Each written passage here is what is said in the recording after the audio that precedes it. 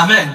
Lorsqu'il s'agit d'offrir à l'Éternel, ça doit être ta joie. Parce que c'est ça le moment de la bénédiction. C'est pour cela que chaque fois, lorsque nous sommes ici à l'église, et qu'on nous annonce, on nous dit que c'est le temps des offrandes, l'église a toujours l'habitude de faire quoi? D'acclamer le Seigneur. Parce que le temps des offrandes, c'est ça le temps de ta bénédiction. Il n'y a pas de bénédiction matérielle si les offrandes dans l'église ne sont pas respectées et si le moment des offrandes dans l'église n'est pas respecté par les membres de l'église. Alléluia. Amen. Je suis parti une fois prier quelque part. J'ai vu par la grâce de Dieu, que Dieu bénisse l'église, que Dieu bénisse cette grande église, que Dieu bénisse tous les membres de cette église, par les efforts que nous sommes en train de faire tous les jours pour que cette église excelle. Je suis parti dans cette église-là, j'ai vu des gens, la manière dont ils étaient en train de courir pour venir prendre, même ne serait-ce que les enveloppes.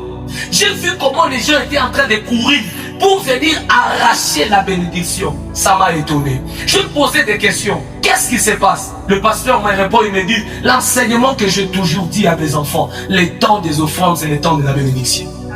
Une église qui n'est pas dans la joie, lorsqu'on parle des offrandes, c'est une église qui n'excellera pas. Alléluia. Amen. Amen. Je n'ai jamais cessé de vous dire ceci. Jamais cessé de vous dire ceci. Dans les temples, lorsque Jésus est entré, j'ai vu Jésus à côté de deux choses.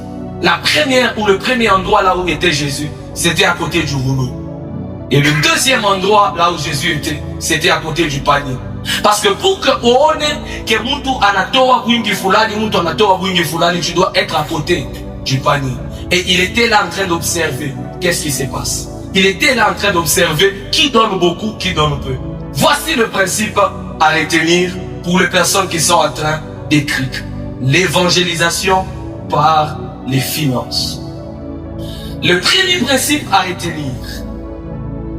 L'œuvre de Dieu est construite par les enfants de Dieu. Est-ce qu'on écrit? Est-ce qu'on est en train d'écrire? Est-ce qu'on est en train d'écrire? L'œuvre de Dieu est construite par les enfants de Dieu. Bien-aimés dans le Seigneur, cette église n'appartient pas au pasteur. Cette église n'appartient pas aux frères, à n'importe quel frère ou à une sœur.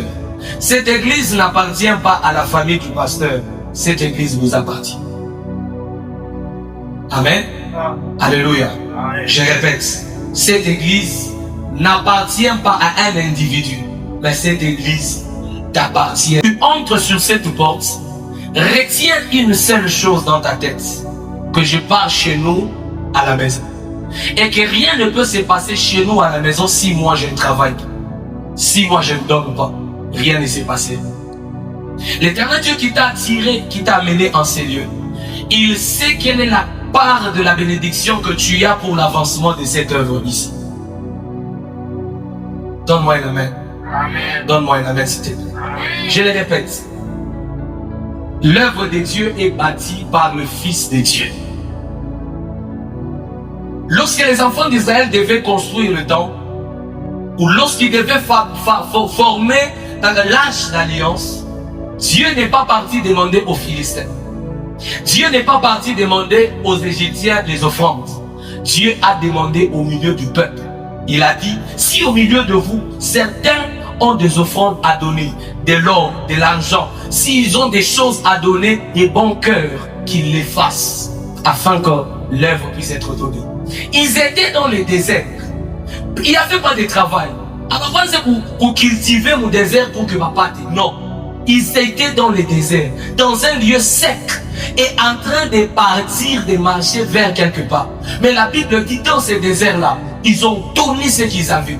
Ils n'ont pas regardé, est-ce que je vais trouver encore où? Non. Ils ont seulement regardé qui nous a demandé. Si c'est que je donne à partir à celui qui m'a demandé, c'est que j'aurai de la part de celui qui m'a demandé tout ce qu'il m'a demandé au centime.